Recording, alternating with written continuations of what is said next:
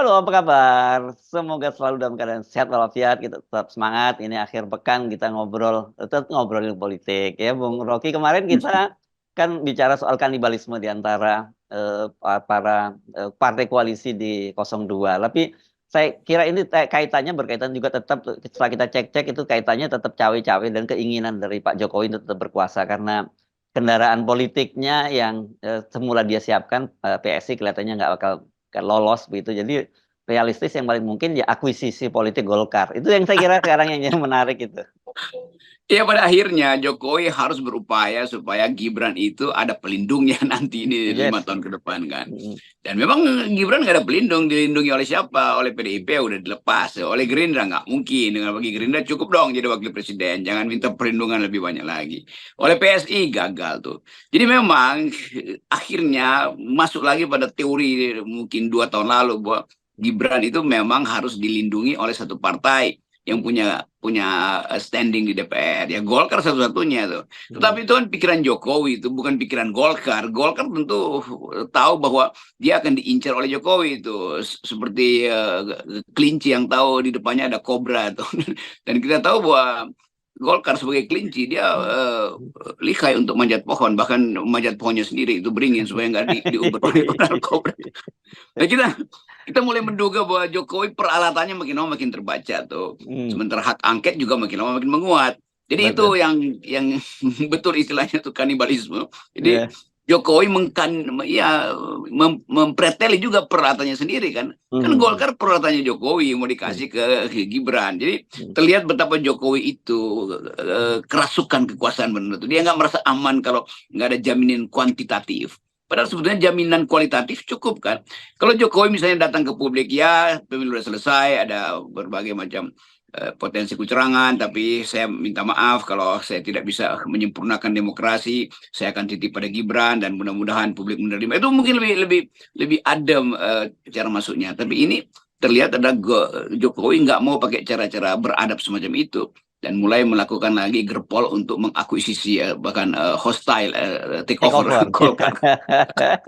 Ya, ini saya kira skenario udah mulai kelihatan banget ya, Bung Rocky ya. PSI dilupakan begitu, jadi ya memang fokus pada Golkar dan kita pasti menduga dengan keras bahwa Gibran mungkin sebentar lagi akan dikuningkan lah dengan jaket. Mungkin mulai dari situ ya. Itu kan semacam kudeta merayap gitu ya, untuk menyiapkan landasan di dalam.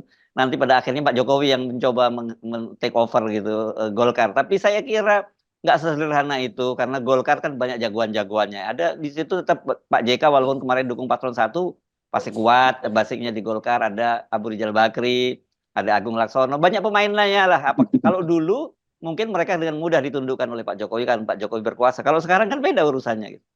Benar, itu Jokowi udah nggak berkuasa, tapi masih mau Hmm. apa namanya istilah bagus tadi itu Apa? merangkai itu creeping Oh, kudeta itu ya, creeping creeping creeping gitu ya. creeping kudeta itu kan. Ya, ya. Dan Jokowi tidak paham bahwa Golkar itu punya semacam semacam elitisme juga, Hmm. semacam kemewahan atau sebutan juga arogansi itu bahwa gila nih, gimana mungkin dari gorong-gorong tiba-tiba mau naik ke pohon beringin kan nggak bisa tuh. Hmm. Nyuci baju Hmm. dulu lah kira-kira Hmm. gitu Hmm. atau mandi dulu lah. Jadi Jokowi memang hanya berupaya untuk memakai kekuasaan dia ansih gitu, Hmm. bukan dengan cara-cara yang ya strategi yang lunak lah gitu, soft Hmm. soft powernya. Hmm. Karena Jokowi nggak punya lagi soft power. Satu-satunya power yang dia punya adalah Gibran yang belum tentu juga bisa punya potensi strategis dalam kabinet Pak Prabowo nanti. Walaupun isunya Jokowi akan ikut mengatur kabinet, Hmm. tetapi bagi Prabowo yang sudah pasti memenangkan pemilu dengan asumsi bahwa angket itu batal, kan yang bisa membatalkan Prabowo kan cuma soal angket tuh. Kalau Hmm. dibatalkan di Mahkamah Konstitusi itu harus seluruh kereta cepat Jakarta Surabaya itu akan dipakai untuk ngangkut file kecurangan pemilu dan itu susah terjadi. Hmm. Jadi kelihatannya satu-satunya peralatan Jokowi adalah Hmm. Gibran dan Gibran belum punya backup politik dan itu yang menerangkan bahwa ya sesuatu yang diincar ya Golkar. Tapi sekali lagi balik lagi Golkar ini ada organisasinya modern, ada basis-basis legitimasi di luar yang sistem formal, yaitu tokoh-tokoh Golkar sendiri itu. yang punya pengaruh kuat. Kendati selama pemilu mungkin berbeda pandangan politik, tapi kalau menyangkut merampok Golkar itu mereka akan bersatu tuh. Dan apalagi anak-anak muda yang sementara ini berupaya untuk menunjukkan sikap rasional dalam berpolitik, melihat bahwa partai dia itu, partai anak-anak muda Golkar ini kena dirampok oleh Jokowi, mereka pasti akan pasang barikade Oke. supaya yang dari gorong-gorong nggak bisa manjat ke pohon beringin. Ya, ya. Jadi kita sekarang ini fokus ke Golkar dulu. Nanti kita baru omongin ini ya kemungkinan-kemungkinan bagaimana juga dengan Prabowo dan Gerindra ya. Saya kira ini juga salah satu bab tersendiri yang menarik nanti kita bahas. Tetap ada kaitannya dengan skenario besar Jokowi kan begitu ya. Nah kalau kita lihat misalnya katakanlah Golkar ini ya, kan kalau kemarin-kemarin memang dengan mudah ditundukkan orang seperti tetapi orang seperti Erlangga pun saya kira sekarang juga tidak seperti sebelumnya gitu ya, dengan mudah juga di blackmail oleh Jokowi begitu ya. Jokowi mau blackmail Erlangga dengan cara apa itu? Dan Hmm. Erlangga mungkin bisa blackmail Jokowi dengan cara yang lain juga kan. Karena Hmm. keadaan udah kira-kira setara itu. Jokowi udah kehilangan kemampuan mengatur politik karena pemilu udah selesai. Itu artinya seluruh sorotan potensi kepemimpinan ada pada Prabowo. Prabowo tentu tahu bahwa Jokowi masih berupaya untuk masuk dalam mengatur politik. Tentu dengan basa-basi kekuasaan atau kultur politik. Jokowi Prabowo kan oke, Pak Jokowi silahkan apa masukannya poinnya tuh. Tetapi nggak mungkin orang seperti Prabowo atau Gerindra sebagai partai mau diatur oleh petahana yang sudah lemdak, itu nggak masuk akal. Jadi Ya. terlihat bahwa basa-basi politik Gerindra itu hanya dimaksudkan supaya sampai dengan lengsernya Pak Jokowi itu transisi kekuasaan dari Jokowi ke Prabowo kira-kira smooth gitu Ya. poinnya itu, apalagi gangguan-gangguan di parlemen mulai hak angket. Tetapi secara real politik kekuasaan itu sebetulnya udah pindah pada Prabowo itu intinya, sehingga bagi Erlangga lebih baik deal dengan Prabowo daripada deal dengan Jokowi pada akhirnya kan. Kan pada akhirnya yang mesti melindungi Erlangga atau Golkar kalau ada problem-problem hukum yang belum selesai, yaitu presiden baru, yaitu Pak Prabowo tuh. Nah itu poin kita. Tetapi juga Golkar punya semacam pesan internal yang akan ditagih oleh kader-kadernya supaya Erlangga itu lebih tampil sebagai pemimpin, jangan segera dapat portofolio satu dua kursi misalnya kan. Kan Erlangga itu mengabaikan atau bahkan meninggalkan perintah munasnya Munas untuk dia ya. jadi presiden kan. Nah oke, itu semacam ya tukar tambah lah dengan anggota dengan hasil munas bahwa Erlangga tidak jadi presiden, tetapi Erlangga mesti fight pada Jokowi supaya dapat kursi lebih banyak kan itu intinya tuh. Nah sekarang mulai terdengar bahwa Golkar menganggap bahwa janganlah partai-partai yang bahkan tidak ada di koalisi udah mulai didengung-dengungkan untuk ikut dalam kabinet, terutama Nasdem dan PKB tentunya tuh. Yang bagi Erlangga ini ngapain sih Jokowi kasih sinyal begituan tuh dengan ngundang makan malam atau makan siang atau makan angin lah dengan Nasdem dan PKB. Ya. Ya memang kesannya seperti itu ya ketika diundang itu dan kemudian menyatakan kalau bisa seperti pemerintahan sekarang lah. Sekarang itu artinya pemerintahan dia sekarang begitu, semua masuk dalam kabinet ya, tidak ada oposisi dan sebagainya. Tapi soal ini saya kira kemarin-kemarin kan sempat juga disampaikan oleh Pak Prabowo bahwa kabinet persatuan.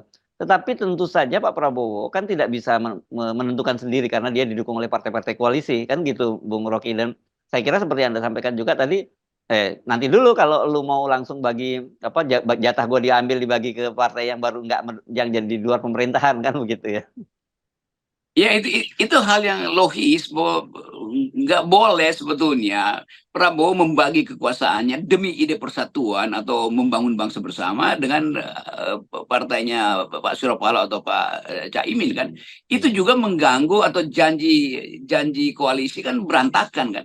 Kan yang mesti nunggu jatah itu Golkar, PAN, bahkan Pak Yusril masih nunggu jatah. Oh iya iya iya. Jadi tetap pembagian itu mesti selesai dulu. Gelora juga tentu mesti minta jatah sebagai partai baru ya, paling nggak ada bekasnya lah di DPR kira-kira begitu. Tapi Gerindra juga takut, tentu dia tahu bahwa dia tidak mayoritas di situ tuh. Satu saat mungkin akan ada perselisihan sehingga kebijakan Prabowo itu tidak ada pendukung di DPR, kan itu mesti dihitung. Tetapi hitungan yang paling kasar adalah kalau Jokowi menghendaki supaya Golkar itu tunduk pada keinginan dia, nah itu yang lebih berbahaya sebetulnya. Itu Ya. memalukan dan tentu anak-anak muda Golkar ini atau kino-kino di Golkar itu akan bereaksi itu. Dan Tapi saya kira itu hitungan Golkar hari ini bahwa kita udah di prank juga untuk jadi wakil presiden, toh masih mau dikanibal juga oleh Raja Wakanda. Itu nggak boleh terjadi. Nah itu yang menyebabkan konsolidasi elit Golkar itu, terutama tokoh-tokoh seniornya itu turun lagi untuk memperlihatkan taring-taring terakhirnya. ya, ya.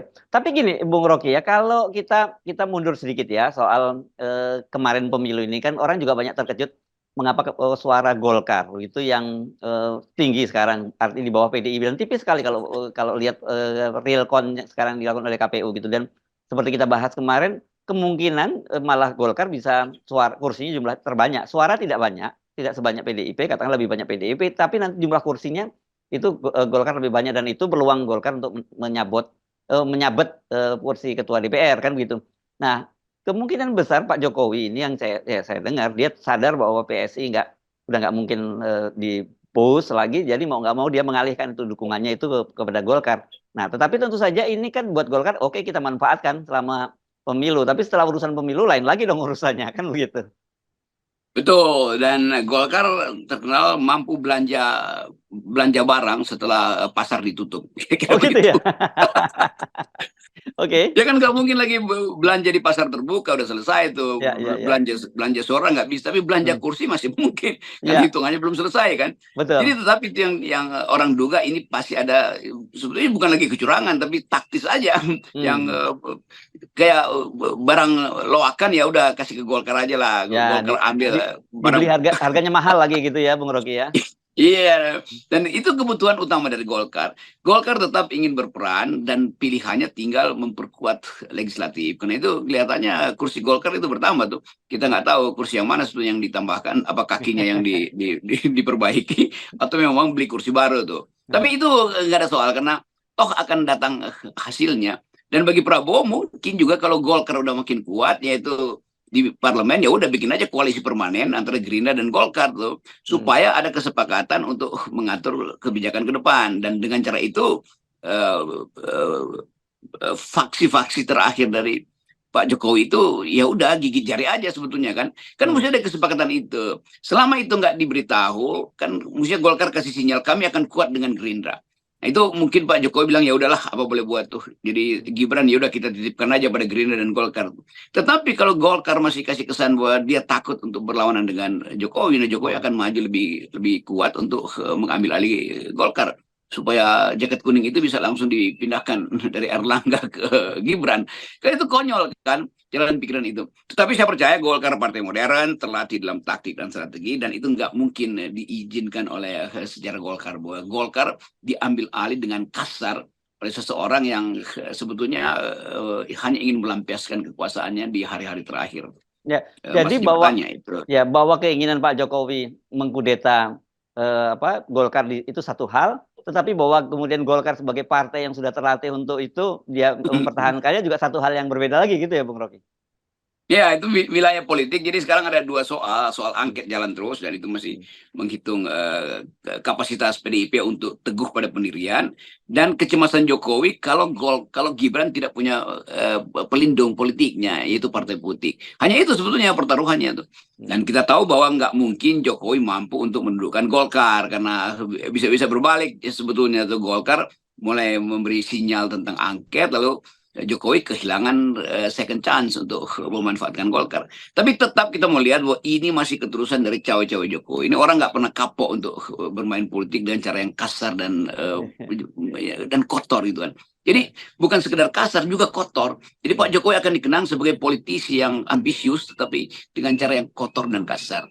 Dan saya kira elit Golkar mengerti ini, dan nggak mungkin itu diloloskan demi sejarah peradaban Golkar. Kalau itu terjadi, ya Golkar kehilangan legitimasi, kehilangan anak-anak muda, kehilangan kemampuan untuk membujuk milenials masuk Golkar, karena dianggap ya Golkar itu sebetulnya cuman ya kaki tangannya Jokowi lagi kan. Kaki tangan Jokowi artinya kaki tangannya Gibran. Jadi poin-poin ini yang kita sering sebut bahwa ada pembersihan nilai seperti dalam politik, terutama bagi anak-anak muda ini. Nah, kalau Golkar ikut di dalam kekotoran itu, Golkar akan ditinggalkan dengan cara yang juga tidak mengenakan. Orang akan bilang wah Golkar ternyata itu sama aja tuh. Apa? Ya bukan Golkar tapi partai gorong-gorong juga. Oke, baik, terima kasih Bang Rocky ya buat Ya. sampai Bang Rocky ya. Yeah.